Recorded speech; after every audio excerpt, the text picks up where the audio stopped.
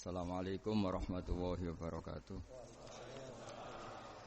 Bismillahirrahmanirrahim. Rabbi shrah li sadri wa yassir li amri wahlul 'uqdatam min lisani yafqahu qawli. Allahumma shalli wa sallim wa barik ala habibika Mustafaka Muhammadin wa ala alihi washabihi ajmain. Nama ba'du. Semua jajaran direksi dan komisaris Bank Mandiri yang saya hormati, utamanya Ibu Desi Wahyuni selaku pimpinan Semarang, Ibu Sulistriana selaku pimpinan Kudus, Bapak, dan di sini juga hadir Bapak Rosidi dari Mabes, Bapak Abdus Syakur dari Telkom, semua yang saya hormati. Ini kalau mempersiapkan ngaji kitab Kasyifatus Sajjah dikarang oleh Syekh Nawawi. Syekh Nawawi itu ulama top Indonesia yang hidup di Mekah, juga meninggal di Mekah.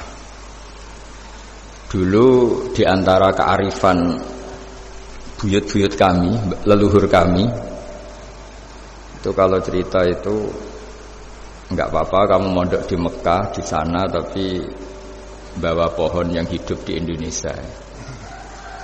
Jadi artinya membawa manhaj, metode dakwah yang bisa hidup di Indonesia. Ini penting kata Mbah Mun, karena wa ma arsalna min rasulin illa bilisani qaumi. Semua rasul diutus itu pasti sesuai kultur kaumnya. Saya punya sedikit cerita tentang kultur. Kultur itu nilai yang disepakati masyarakat, meskipun persepsi itu salah. Saya cerita sedikit tentang keunikan kultur. Nabi Yunus itu nabi. Di mana-mana nabi itu mengajak ke tauhid, ajaran yang benar. Dan dulu nabi itu nggak punya polisi, nggak punya densus, jadi tidak bisa nabi nyuruh yang nggak setuju tangkap, itu tidak bisa. Tapi punya Tuhan. Jadi kalau yang tidak percaya dakwahnya itu ancamannya azab. Dulu itu enggak ada polisi, enggak ada pengadilan, sehingga kalau ada kesalahan itu ancamannya itu akan turun apa?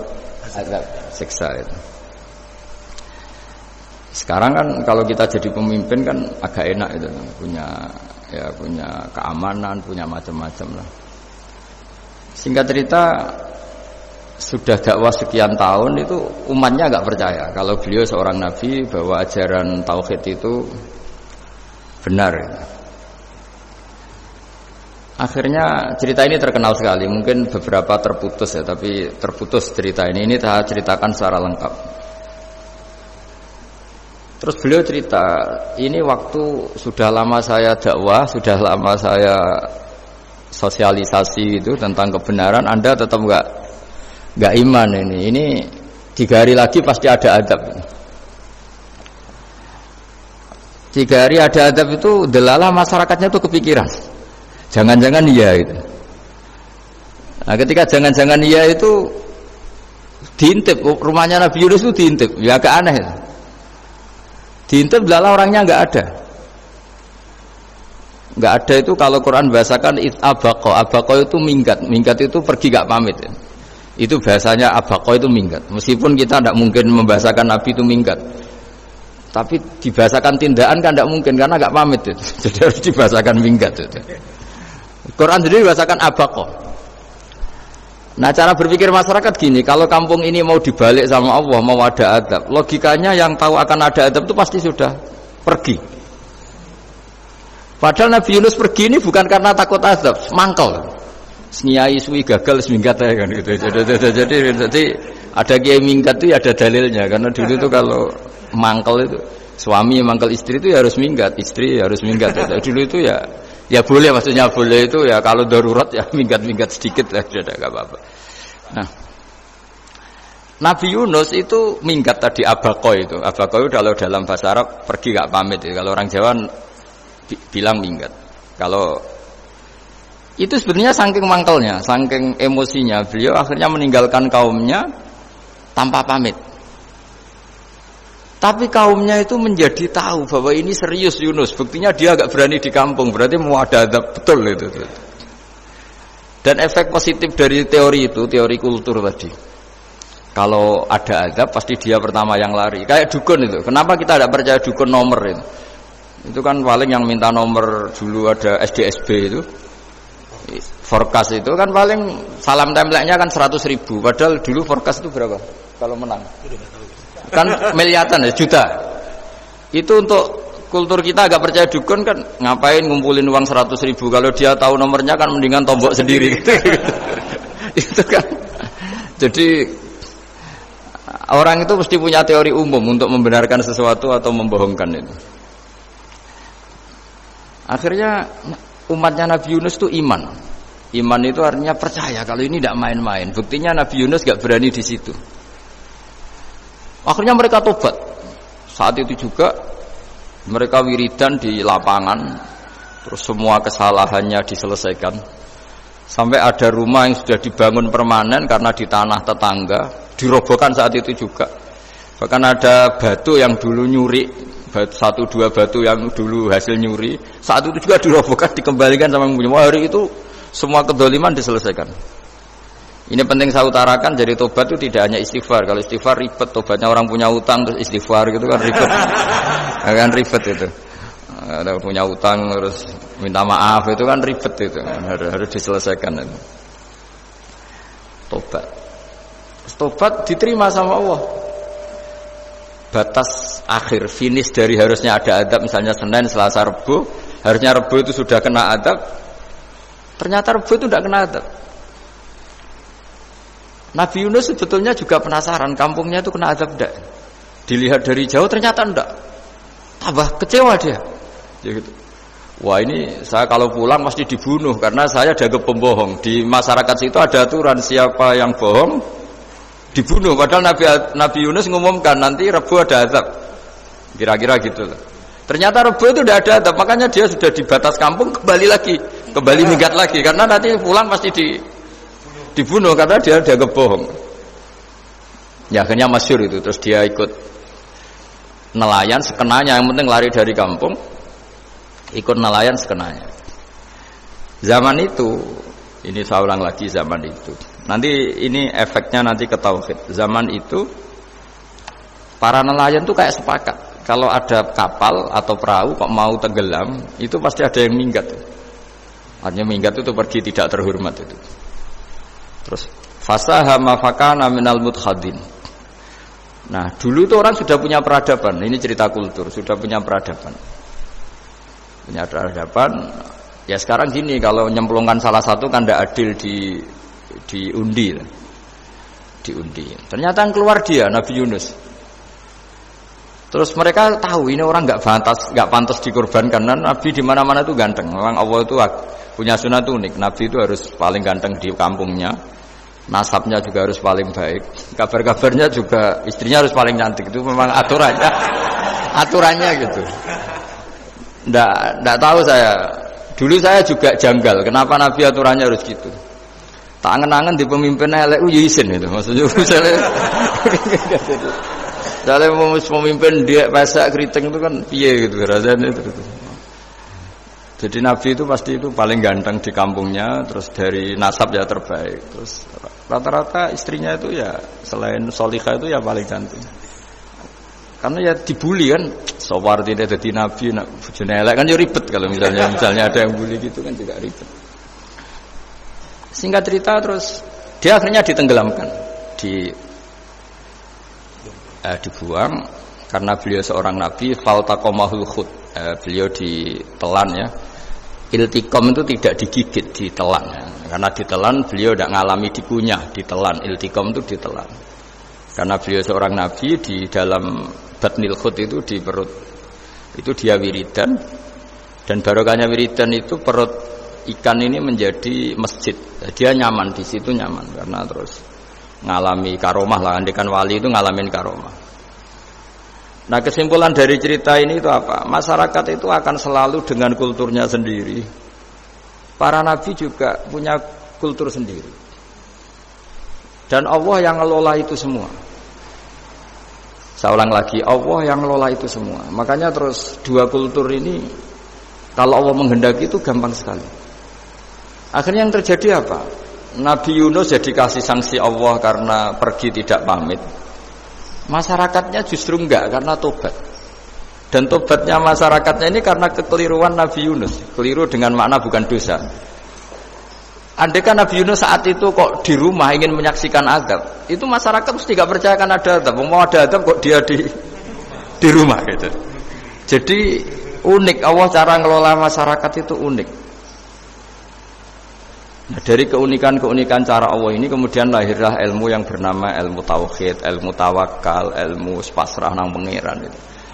Karena kemarin pas Pak Yusuf sama Bu Sulis sowan saya itu tak beri cerita, agama itu milik Allah. Sehingga teori yang dikatakan manusia itu ya teori saja, tetap semua itu di tangan Allah. Ya saya saat itu cerita, misalnya saya ditanya, ini besi, materi besi dengan kaca itu kuat mana? Mesti kita menjawab kuat besi. Tapi saya yang mengendalikan besi dan kaca. Ternyata saya punya merencanakan menghancurkan besi, menetapkan kaca ini tak simpan, akhirnya puluhan tahun. Yang ini saya rencanakan saya hancurkan itu. Andai kan si yang menjawab tadi tahu rencana saya, mesti kuat bilang kuat kaca. Kan? Makanya contoh paling gampang tadi. Dinosaurus itu hewan paling kuat malah musnah itu. Pitik yang enggak kuat sampai sekarang itu. Karena Allah bikin dinosaurus itu punya rencana dihancurkan itu. Sementara ayam enggak, gue rame-rame dunia gitu. Sehingga ya sudah. Nah, agama itu seperti itu. Agama itu sesuai rencana Tuhan. Sehingga ini cerita Nabi. Sehingga Nabi itu kadang nggak tahu bedanya antara sesuatu yang punya data, punya perangkat-perangkat untuk menuju A misalnya, itu nggak tahu bedanya. Jadi kalau Nabi ditanya misalnya gini, onta itu lahir dari betinanya, dari indukannya bisa, ya bisa. Lahir dari batu, jawabnya ya bisa. Kalau dia seorang Nabi pasti jawab bisa. Kalau Nabi loh ya, bukan direktur mandiri, Nabi, itu pasti jawabnya bisa. Jadi kalau Nabi ditanya, mata air itu keluar dari bumi kedalaman 7 meter, bisa. Keluar dari sini, dari meja, jawabannya ya bisa. Karena Nabi itu saking dekatnya Allah, tahu betul bahwa perangkat di dunia ini tidak bisa mendikte Allah. Semua itu kehendak Allah. Logika yang terbangun Nabi itu sebenarnya gampang ya. Kalau kita teliti itu, makanya gampang itu sesuatu yang benar itu pasti bisa dijelaskan secara gampang.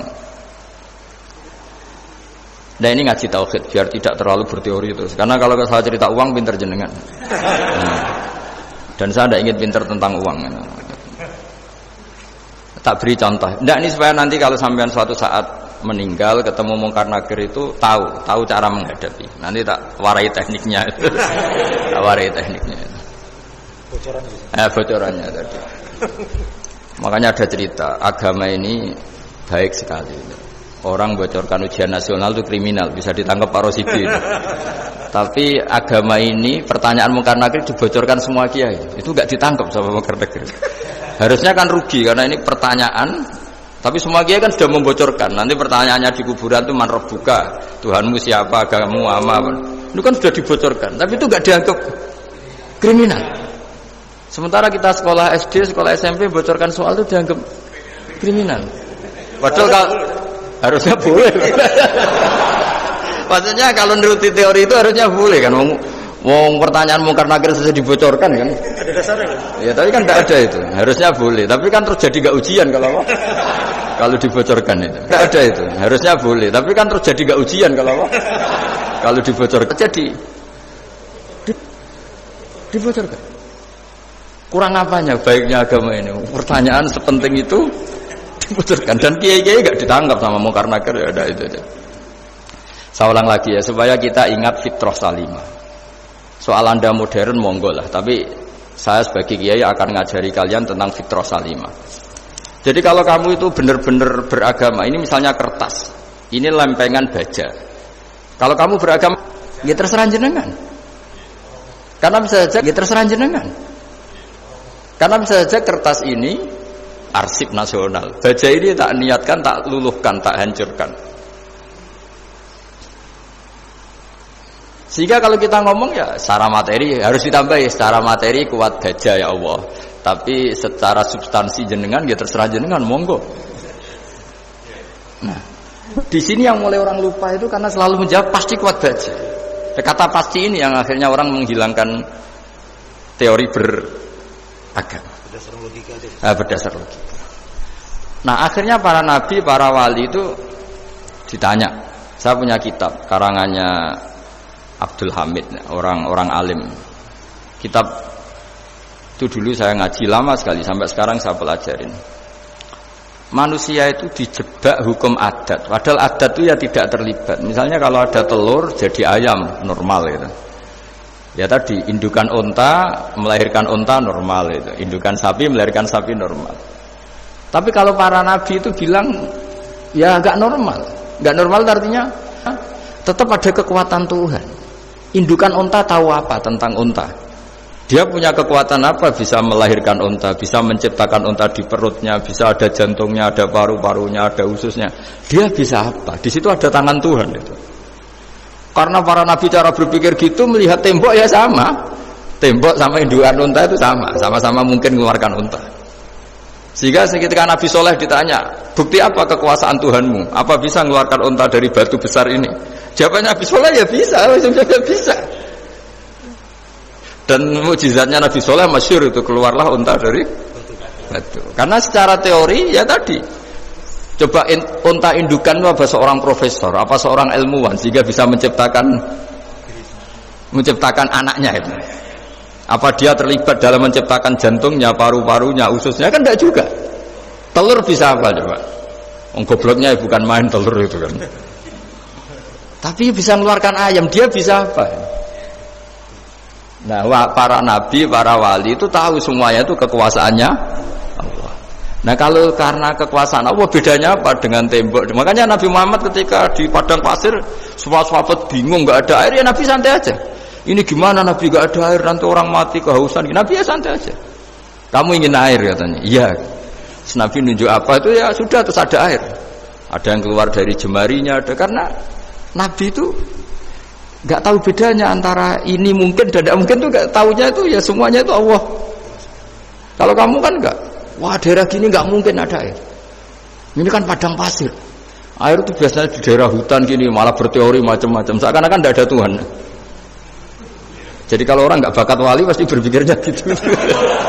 Makanya nggak wali-wali itu memang nggak bakat karena itu kan artinya menafikan kekuasaannya Allah kan. Seakan-akan Allah tidak mampu bikin air di situ. Tapi kalau Nabi santai aja. Makanya Nabi Ibrahim ketika mau dibakar ya santai aja. Menurut beliau api bisa apa?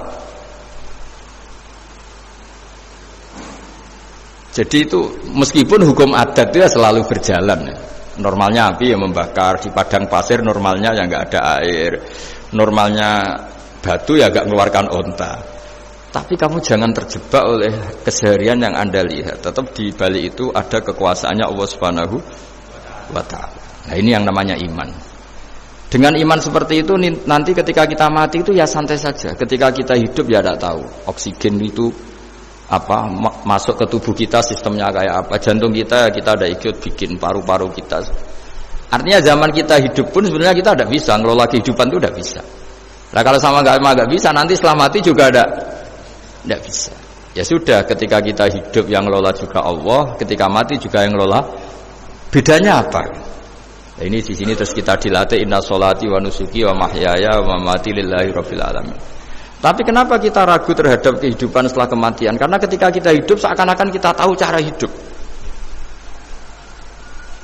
Makanya Allah itu tersinggung betul ketika ada orang merasa bisa ngelola cara hidupnya. Makanya kata Allah kalau gojlok orang-orang yang kepedean itu, kalau kamu top, mbok jangan mati. Itu falaula in kuntum ghaira madinin tarji'unaha in kuntum shadiqin. Kalau kamu merasa top itu jangan mati. Di mana-mana mati itu tidak top. Falaula idza balaghatil khulqum wa antum khina idzin tanzurun. Mbok ketika nyawa kamu sudah sampai kerongkongan, kamu tarik lagi supaya kamu tidak mati. Mati itu tidak top. Katanya kamu top kok mati. Jangan mati. Kalau top itu jangan mati, jangan miskin, jangan tua, jangan jadi jelek. Pokoknya top terus gitu. Itu digosok sama Allah. Tapi orang itu lupa bahwa ketika sehat begini kita seakan-akan ngelola kehidupan. Nah gara-gara merasa ngelola seakan-akan kalau mati lalu saya gimana ya kalau mati? Di kuburan ngapain? Terus ngantornya gimana, kerjanya di mana? Ya tidak usah begitu. Nah ini di sini pentingnya tauhid. Orang dilatih berpikir al-khalqul awal. Afa'ayina bil khalqil awal. Kalau dalam bahasa Yasin disebut kul yuhyihal ladzi ansha'aha awwala marrah. Jadi agama itu orang dilatih membayangkan pertama hubungan kita dengan Allah. Misalnya manusia pertama itu siapa? Adam. Adam bisa berpikir, bisa berlogika, bisa jalan-jalan, bisa macam-macam. Tapi andaikan Anda jadi Nabi Adam, mesti melihat kekuasaannya Allah itu begitu nyata. Karena saya materinya dari tanah, ternyata saya bisa berpikir. Betapa kudrohnya Allah, kekuasaan Allah tanah yang benda mati bisa berpikir. Sekarang jadi saya. Sehingga ketemu, kira-kira Nabi Adam kalau ketemu tanah itu ya, kalau mau maksiat, wah ini tanah ini pasti komplain. Nah di sini pentingnya beragama. Sehingga ketika Rasulullah ngendikan, jika kamu memperbanyak sholat, maka tanah-tanah ini bersaksi terhadap sholat kamu. Jika kamu maksiat, juga tanah-tanah ini menjadi saksi pemberat. Itu kamu tidak jagal sama sekali, karena manusia pertama yang bernama Adam yang bisa berpikir itu materinya dari tanah. Jika kita tidak janggal ketika tanah disetatuskan bisa bersaksi. Tapi setelah kamu berpikir tanah itu bisa dicangkul, bisa dijadikan berhala, dijadikan kendi, dijadikan macam, seakan-akan tanah itu ya benda yang tidak penting. Tapi Nabi itu beda dengan kalian. Nabi tahu betul tanah ini makhluk Allah yang bisa berpikir. Sehingga Nabi ya ngetikan, kalau kamu sholat sunat atau beribadah sebaiknya jangan di tempat yang sama, biar yang menyaksikan kamu sholat itu banyak. Kita mungkin kan masa bumi bisa bersaksi, tapi andaikan Anda Nabi Adam itu tidak akan janggal seperti itu, karena dia tahu materinya dari tanah dan ternyata jadi mata bisa melihat, jadi telinga bisa mendengar. Makanya Allah selalu mengingatkan, ingatlah al-khalqil awal, afayina bil khalqil awal. Karena khalqil awal ini yang menjadikan fitrah beragama yang baik.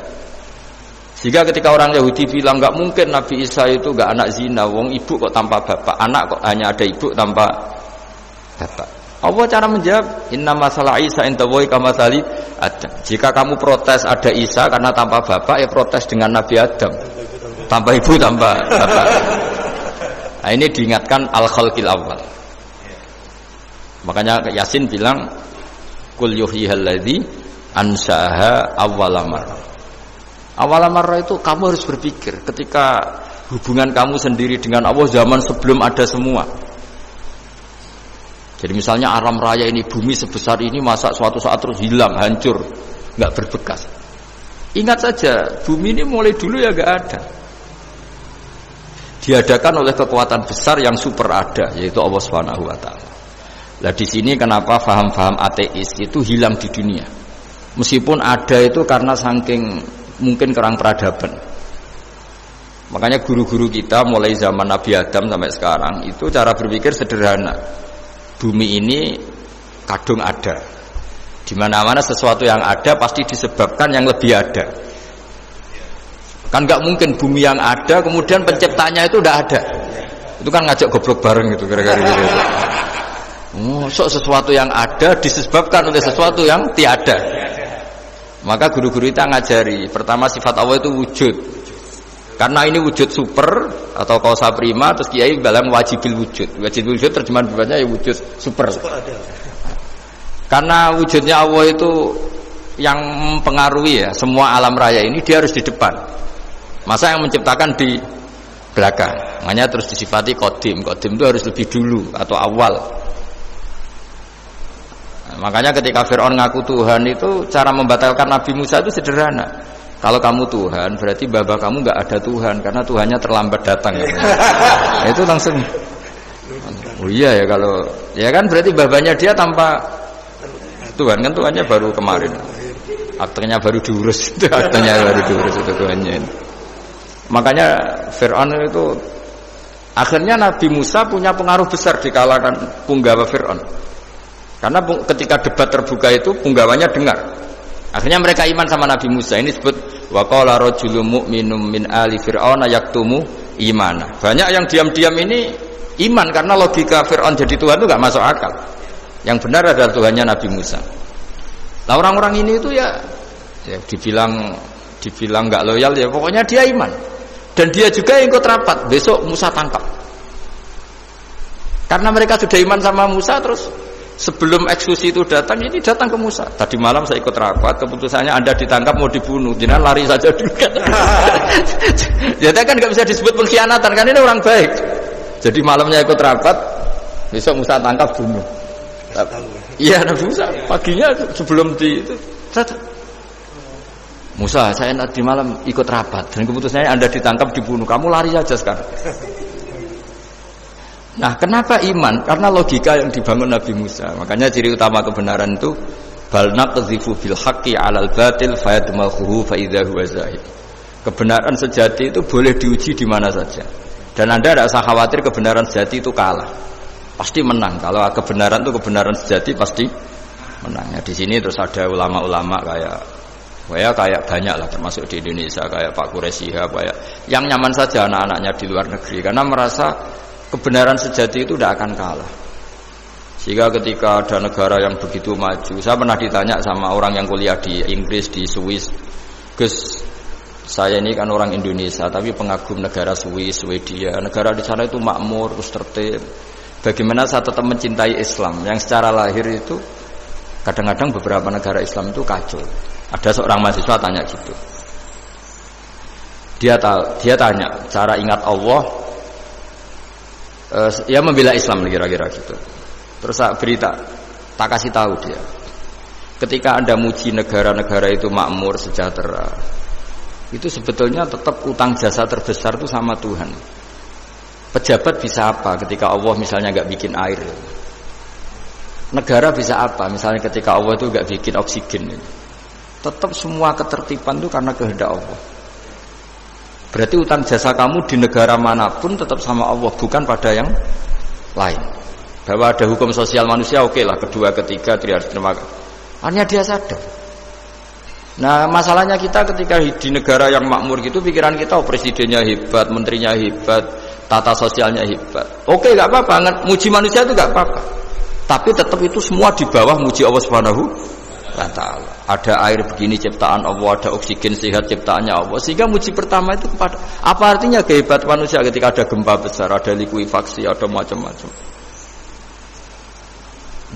Nah maksud saya ngaji di sini ingat Allah itu dengan cara seperti itu. Sehingga ketika kita hidup di negara manapun ya utang jasa pertama pikiran kita sama Allah Subhanahu wa ta'ala. Tapi kalau enggak, kamu terjebak hukum adat tadi. Di mana-mana ayam itu yang mengeluarkan telur mengeluarkan ayam, nggak bisa batu ini mengeluarkan ayam, keliru kamu. Ketika ayam mengeluarkan telur, memangnya ayam itu bisa? Apa dia berpikir sekolah dulu gimana ya cara punya telur? Kan tidak juga. Tidak bergerak juga. Apa ketika mata kamu bisa melihat terus kamu merencanakan gimana ya mata supaya bisa melihat? Ya tahu-tahu sudah melihat. Di sini disebut afa'ayina bil khalqil awal ansa'aha awalan marrah wa huwa alladhi yabda'ul khalqa tsumma yu'iduhu wa huwa ahwanu alaih. Allah selalu mengingatkan. Nah, iman yang baik itu iman yang seperti saya utarakan tadi. Kamu ingat kekuasaan Allah ketika belum ada apa-apa. Belum ada apa-apa ya Allah bikin manusia itu dari tanah, bikin ayam ya dari tanah, bikin sapi ya dari tanah. Bahkan semuanya dari ketiadaan. Nah, dengan iman seperti itu, nanti kalau kamu ngaji hadis, Nabi bisa mengeluarkan air dari apa? Dari jemarinya. Terus Nabi Ibrahim dibakar gak apa-apa. Nabi Soleh bisa mengeluarkan unta dari batu besar. Nabi Musa bisa menyibak laut hanya dengan tongkatnya. Itu semuanya kamu tidak jangka. Karena tadi ingat bahwa kekuasaan Allah itu tidak terbatas. Itu cara iman yang benar. Sehingga nanti ketika kita mati juga gitu. Ketika kita hidup ya tidak bisa ngatur jantung kita, paru-paru kita. Pasti sama lah. Setelah kita mati juga tidak bisa ngatur. Yang hanya ngatur Allah Subhanahu wa ta'ala. Hidup kita dalam kendali Allah, mati kita dalam kendali Allah. Ya sudah, terus kita mati ya nyaman saja. Saking nyamannya itu orang-orang soleh kalau mati itu jarang berdoa. Bukan karena apa-apa. Kalau berdoa itu resikonya kan gini, mustajab ndak ya, dikabulkan ndak gitu. Itu menjadikan setan punya peluang masuk, diganggu. Makanya ajarannya Nabi mangkana akhiru kalami la ilaha illallah fi riwayatin Allah dakhalal jannah. Jadi kalau mau mati bersaksi saja, sudah ini enggak saatnya berdoa, saatnya bersaksi. Makanya hanya disuruh bilang Allah, Allah, Allah. Dan supaya ini menjadi akhir kalimat. Sehingga nanti keren lah. Ketika ketemu Allah, apa akhir kalimat kamu yang kamu lafadzkan Allah, Allah. Sehingga di kitab-kitab diterangkan ketika orang tua kamu mau mati sudah bilang Allah, jangan tanya catatan hutang di mana ya? Tabungannya di mana ya? Terakhir jawab mandiri terus mati lah. Gak boleh ditanya lagi. Sekali ditanya nanti akhir kalimatnya mandiri. Nah, itu gak boleh. Jadi sekali sudah bilang Allah jangan ditanya lagi. Pak, tabungannya di bank mana? Gak boleh. Bahayanya sekali jawab mandiri terus mati berarti akhir kalimatnya itu ya mandiri. Makanya harus akhir. Jangan nanti statusnya itu mangkana akhiru kalami, memang akhir dari yang dikatakan itu kata Allah. Nah sebetulnya teks hadis itu la ilaha illallah. Ini pinternya Kiai Jawa. Lagi-lagi kembali ke kultur. Kiai Jawa itu kiai yang bisa modifikasi kultur. Sebetulnya kalimat hadis itu yang masyhur, itu yang populer itu la ilaha illallah. Tapi Kiai Jawa itu dan itu ngikuti kitab-kitab Arab juga, kitab-kitab. La ilaha illallah itu resikonya tinggi karena di situ kan tiada Tuhan yang berhak disembah kecuali Allah. Ada kata la ilaha ini. Nah takutnya pas la ilaha sudah mati. Nah karena itu ada resiko la ilaha gak khatam, berarti tiada Tuhan. Nah, sehingga karena ini dianggap riskan, ya terus Kiai Jawa ngajari sudah lah, gak usah kepanjangan ya sudah Allah, Allah. Jadi itu sudah agak-agak rekayasa lah, agak-agak istihad gitu. Maksudnya istihad itu sebenarnya teks panduannya itu la ilaha illallah. Teks panduannya. Tapi kiai-kiai itu tentu yang paling tahu tentang kehendak Nabi karena nekuni ilmu itu lama sekali. Kita ngikuti cara-cara ditentukan para kiai. Karena tadi la ilaha illallah itu kan ada kalimat yang tadi ya, tiada Tuhan kan. Nah, kata tiada Tuhan ini yang dianggap riskan kalau enggak khatam. Daripada potensi itu kiai-kiai ya agak-agak improvisasi lah, itu memang ya sudahlah Allah, Allah, Allah. Nah, supaya itu menjadi akhir kalimat, ya saya ulang lagi menjadi apa? Akhir kalimat. Setelah itu kata kitab-kitab jangan tanya hal lain. Ya, sekali ditanya nanti dia akan ngelafatkan hal lain itu. Ya tadi misalnya tabungannya di mana gitu kan. Bisa jawab sini. Nah, yang ribet kalau wong kuno itu ning laci, ning sorogan, berarti kalimat terakhirnya ya laci sorogan itu. Nah, sehingga terus itu pinternya guru-guru kita. Jadi saya ulang lagi ini yang terakhir saya pesen, latihlah iman seperti imannya para ulama, para aulia, syukur-syukur yang dekati imannya para nabi. Itu cara berpikir tuh al-khalqul awal. Afa'ayina bil khalqil awal. Qul yuhyihal ladzi anshaha. Nah, yang terakhir saya pernah ditanya, ya agak gojekan, agak guyon, tapi saya ditanya. Saya itu enggak bisa melihat, Gus. Aneh orang Afrika itu. Kan misalnya ada Miss Afrika itu. Di sana itu orang paling cantik. Malah kadang itu ada kriminal gitu, karena orang Afrika merkosa Miss Afrika. Itu kata orang Indonesia, Gus, dikekno aku ora doyan gitu. Itu kan. Itu lah ini kan secara syariat mungkin lelaki itu punya rasa dengan perempuan itu ya kalau berpakaian seronok atau gimana secara teori. Tapi sebetulnya oke itu benar. Tapi sebetulnya ada ansaha awala bar. Orang Indonesia itu didesain gak suka orang Afrika. Orang Afrika ya didesain gak suka orang Indonesia. Sehingga orang-orang Afrika kalau melihat orang Indonesia yang paling cantik mungkin ya iskal. Wong cempeh kayak gampang gitu kok cantik. Mungkin perasaannya cowok-cowok Afrika ya gitu. Itu cantiknya di mana? Orang Indonesia kebalik kan? Kalau cowok-cowok Indonesia ngelihat Miss Afrika, cantiknya itu nangdi gitu. Kok sampai ada pemerkosaan tuh apa itu? Nah itu menunjukkan Allah yang Maha Kuasa. Allah tuh mendesain gennya orang sana. Beda dengan kita. Ya itu bukti bahwa Allah itu nggak bisa. Ya sudah semuanya itu Allah yang mendesain. Itu bukti bahwa manusia itu bisa apa di depan ke orang kayak Afrika kok disuruh bilang cantik, kita kan protes. Cantiknya di mana? Mungkin orang sana juga protes ke kita. Orang Jawa cempeh itu kok cantiknya deh. Itu orang-orang Indonesia kalau melihat bule cantik itu kan ketemu kan janggal. Orang-orang Jogja, bule wayune nang ndi itu. Kulitnya gitu kan sama mereka juga bilang kita mungkin seperti itu. Itu namanya didesain ansa'aha awal apa? Marrah. Sudah memang desainnya seperti itu. Nah di sini supaya kita ingat lah. Nah, ingat bahwa hati juga gitu. Ketika kita cinta istri itu janggal betul kalau terjadi konflik. Tapi kalau sedang konflik itu janggal betul terjadi perdamaian. Nak lagi mau ngangkel itu ya problem betul. Nah ini di sini pentingnya iman. Orang terus disuruh berdoa ya muqallibal qulub tsabbit qalbi ala dini, karena kita tidak tahu cara berpikir. Ada perempuan cantik sering merengut, pecintanya ya banyak, dianggap pemikir serius. Tapi kalau baru gedeng namanya ya merengut, bukan pemikir. Orang senyum itu kita seneng gitu. Tapi kalau baru gak seneng, murahan guya-guyu. Itu jadi manusia itu unik. Hanya sama, tapi cara nganalisis beda. Tinggal sedang seneng apa enggak. Lucu kan? Ada orang anteng di rumah, itu kalau lagi seneng ya, oh itu anteng gak banyak ngeluyur. Tapi baru gak seneng, seneng ngomah ya nganggur. Nah, itu kita tidak pernah tahu. Kita simpulkan apa itu tidak pernah tahu. Makanya pernah ada orang wisata datang ke sini tak nasihatin. Orang wisata itu kan senang di kampung-kampung yang terbelakang gitu, melihat orang manusia pohon, melihat apa. Terus saya bilang, itu kan kasihan kan, masa manusia jadi objek. Bahkan bayangannya ya kalau mereka jadi modern jadi gak menarik kan. Padahal kita yang orang pendidikan kan inginnya mereka terentas lah dari kultur itu. Ya itu kan gak sambung kan. Yang satu bilang unik, masyarakatnya masih unik, masih naik-naik pohon. Tapi bagi orang pendidikan kan tersiksa kan. Ini bangsa kita, warga kita kok masih seperti itu. Makanya orang wisata itu nasihati, kamu ke sana itu niat melihat apa niat mengentas? Kalau niat mengentas, tak jamin ada pahala. Bagus, mau niat mengentas katanya. Niatnya baru sekarang apa mulai dulu-dulu? Baru sekarang. Ya ini cerita dari manusia itu semudah itu, Pak.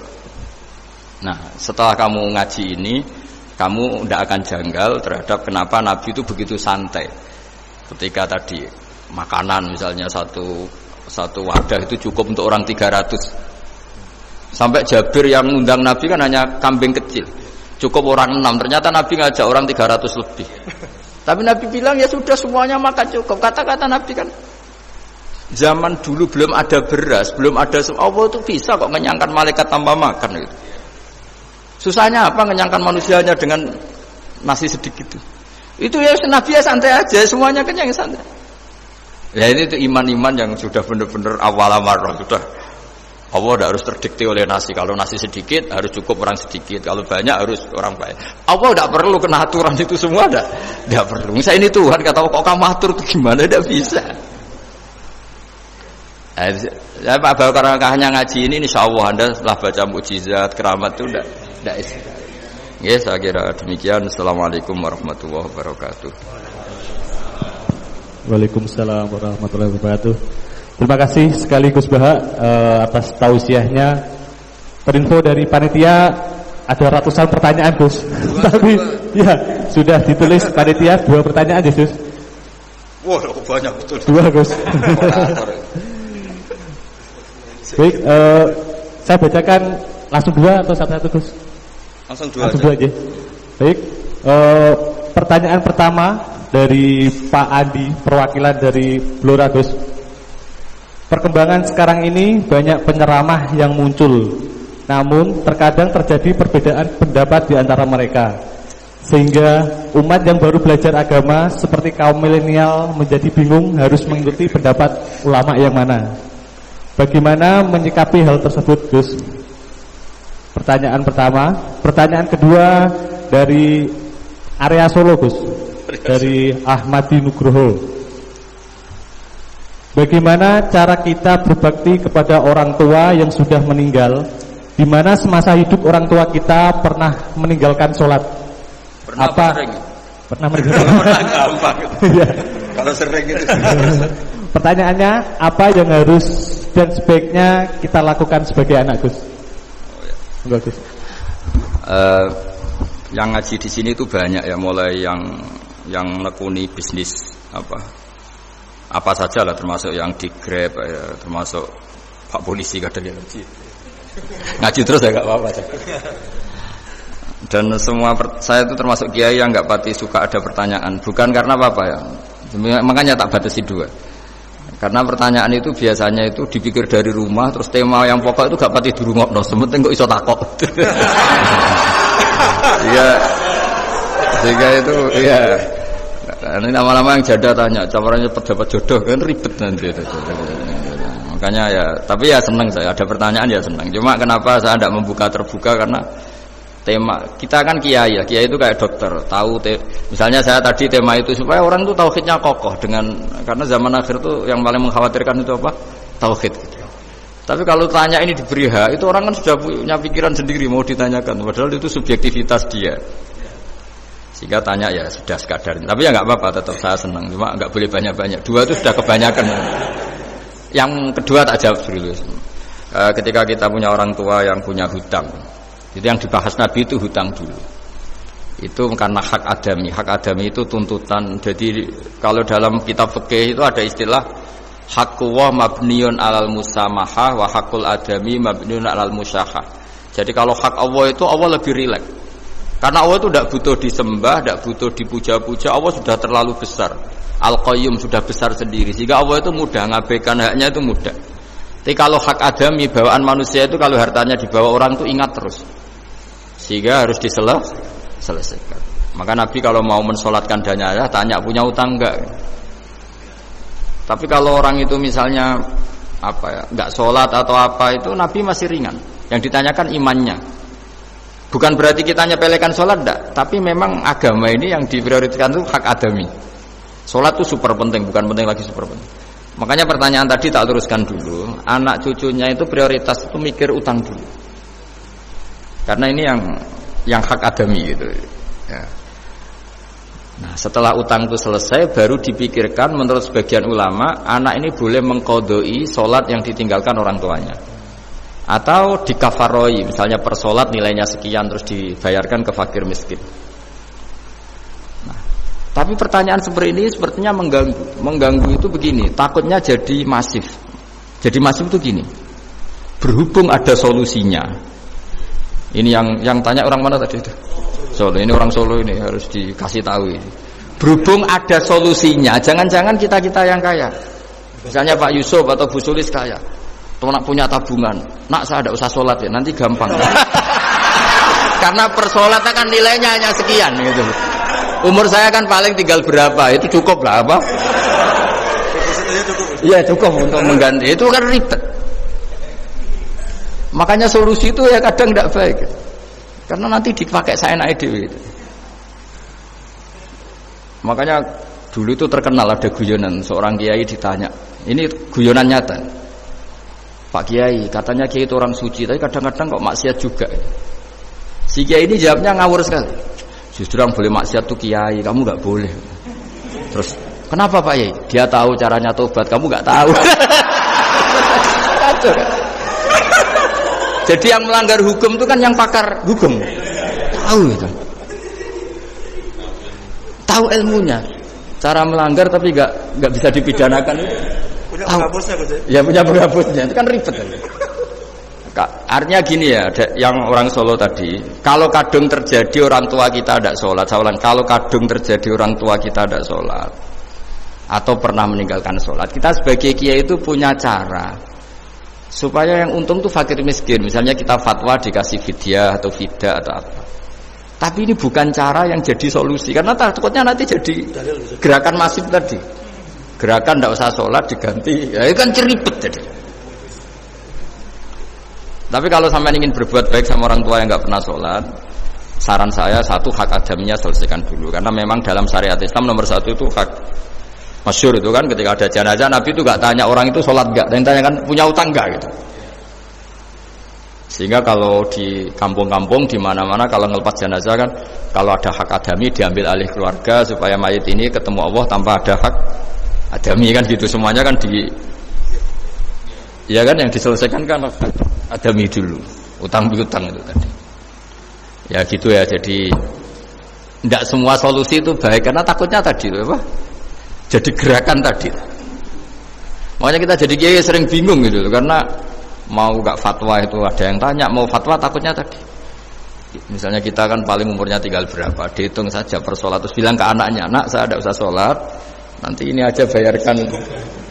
Kan jadi ribet. Nah, yang pertanyaan pertama tadi tentang apa? Bedanya itu penceramah. Menceramah. Itu agak provokatif. Beda itu ada dua, beda karena bodoh. Nah, itu memang harus kita tinggalkan. Yang beda karena bodoh. Ada beda karena rumus ilmu. Itu harus kita hormati. Saya punya sekian bukti beda ya kalau karena bodoh tentu kita tinggalkan. Tapi kalau karena rumus ilmu yang beda, misalnya gini. Saya kiai yang lama di kota. Saya akan lama kerja di Jogja. Mungkin perasaannya orang kota itu kalau ketemu tetangga, misalnya saya kiai. Udahlah kalau ketemu tetangga itu gak usah tanya. Ya kalau ketemu biasa aja, gak usah tanya, gak usah ramah, biasa aja. Itu mungkin bagus nasihat itu di kota, karena kalau di kota itu ketemu tonggo takok badhe tempundi mau kemana itu ganggu privasi. Sehingga bagian dari kebaikan baik sama tetangga ya jangan tanya, karena itu ganggu apa? Privasi. Tapi kalau di kampung dianggap sombong kan nggak tanya. Nah hal-hal seperti ini itu perbedaan karena ilmu. Memang di kota kulturnya seperti itu, di kampung seperti ini. Nah itu bukan perbedaan karena kondisi muqtadul hal. Memang kondisinya berbeda. Ya kondisinya apa? Berbeda. Misalnya saya sebagai kiai kan bayangkan kiai itu suka lah ngaji ibadah. Terus kamu karena orang kota sukanya pizza tuh. Gus, kesini Gus ayo naik makan pizza bareng kan saya malah terganggu. Kamu niatnya hormat tapi ganggu karena nah. Sehingga dulu sahabat, ini cerita sahabat. Ada sahabat yang ditanya tabiin itu generasi setelah sahabat. Sifli wajah Rasulillah, tolong jelaskan ke kami wajah Rasulillah sallallahu alaihi wasallam. Ini sahabatnya nangis. Oh maaf sekali, saya tuh gak pernah melihat wajahnya Nabi meskipun saya berpuluh-puluh tahun jadi sahabat. Juga gak pernah sowan Nabi.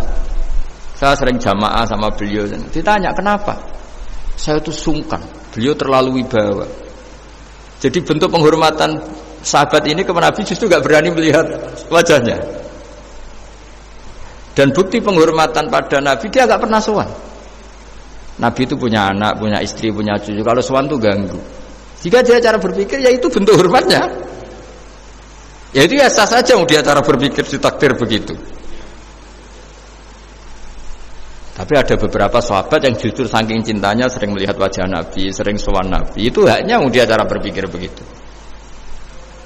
Nah kira-kira seperti itu. Jadi perbedaan itu ada dua. Ada yang karena bodoh, itu tidak kita ikuti. Tapi ada perbedaan karena pengetahuan. Ya kalau karena pengetahuan harus kita ikuti karena memang itu ya itu kan urusan sudut pandang. Dulu ketika Mekah dikuasai Sayyidina Umar, setelah Fathu Mekah dan Umar sudah kuat betul, itu banyak sahabat yang dulunya orang Mekah. Itu sama Umar disuratin, cobalah kembali ke Mekah. Di Mekah itu kamu sholat di Masjid Haram sebagaimana 1000 sholat. Sekarang Mekah aman milik kamu, silahkan kembali ke Mekah. Tapi jawabnya sahabat itu nggak mau. Paling di Mekah hanya dapat pahala 1000 sholat. Tapi kalau mengislamkan orang di daerah-daerah pedalaman itu dakbul ambiya. Ciri khas Nabi itu yang membenarkan orang itu, bukan di satu tempat. Terus sampai nambahi surat ini, wa alam anal ardo lam tuqaddis ahad, dan bumi itu tidak bisa loh mensucikan orang. Abu Lahab itu orang Mekah, Abu Jahal orang Mekah, tapi tetap begitu. Akhirnya jenis ini berpikir, ya sudah lah, gak di Mekah gak apa-apa. Andai kan Mekah itu bisa mensucikan orang, gak ada Abu Jahal, gak ada Abu Lahab. Akhirnya para sahabat gak kembali ke Mekah, tapi berkelana ke Syria, ke Syam. Akhirnya ada Islam di mana-mana. Tapi ada juga yang Mekah itu kota suci, harus diisi orang-orang suci supaya yang brengsek-brengsek gak di sana. Ya sudah.